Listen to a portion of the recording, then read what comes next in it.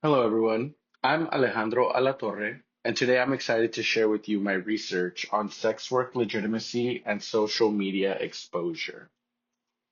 This is part of my work for my C214 research methods class at University of California, Irvine, as part of my Master's of Advanced Study in Criminology, Law, and Society. Over the past few years, platforms like OnlyFans, Instagram, and TikTok have completely transformed the public conversation around sex work. What used to be hidden and highly stigmatized activity is now part of daily feeds and mainstream discourse. But with this increased visibility, a big question comes up. Is society really rethinking how it views sex work, or does deep-rooted stigma still drive public attitudes? Understanding this is crucial because what people believe shapes not only personal opinions, but also public policy, workplace protections, and even access to health resources.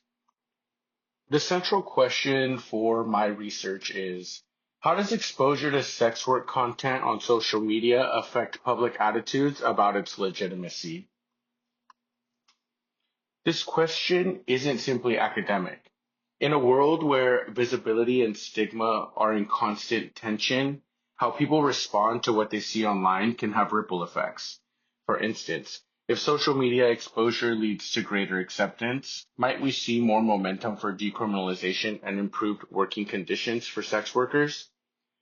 Or if exposure just reinforces negative stereotypes, then stigma could persist, keeping real world protections out of reach for those who need them the most.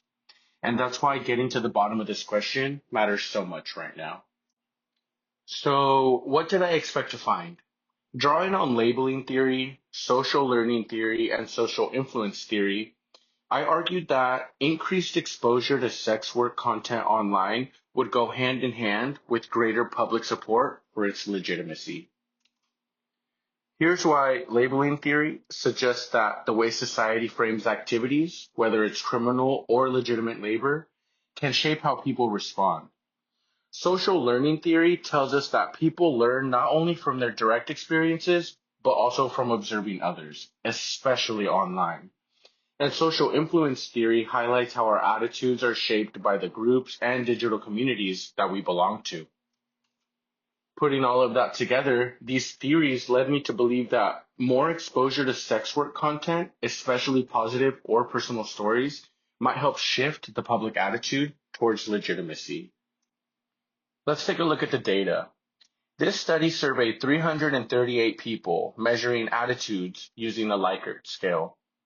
The respondents were asked about the legitimacy of sex work, whether they saw it as voluntary, and their awareness of sex trafficking. Interestingly, the strongest support was tied to beliefs in voluntariness and awareness of trafficking, but overall, most respondents landed near the neutral point. This means that the public isn't firmly in favor or against, but instead open or undecided about the legitimacy of sex work. Next, I looked at what factors shape these attitudes. I examined correlations between legitimacy support and predictors like perceived harm, voluntariness, and social media exposure. The analysis showed that perceptions of harm had the strongest negative relationship. People who viewed sex work as harmful were much less likely to see it as legitimate. And in contrast, beliefs about voluntariness and exposure to sex work content on social media had only weak or negligible associations with legitimacy support. So, what does this mean? The main takeaway is that public attitudes about sex work legitimacy remain mostly neutral. The data suggests that beliefs about harm, not the value of social media exposure, are the most important predictor of public support. Simply seeing more sex work content online does not, by itself, significantly shift attitudes. So, in summary, digital platforms have made sex work far more visible, but this alone hasn't dramatically changed public attitudes about its legitimacy. Instead, how people perceive harm continues to be the central factor. This overall neutrality in the data also suggests that there is space for future shifts in public opinion, depending on how these issues are framed moving forward.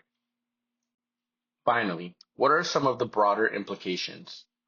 For policy and advocacy, these findings highlight the need to focus not just on increasing visibility, but on changing conversations around harm. Future research should consider whether different types of online content, such as personal stories versus news reports, have different effects and whether any attitude changes are long lasting or tied to specific news cycles. Additionally, using more representative samples and longitudinal research will be crucial as digital and policy environments continue to evolve. Thank you.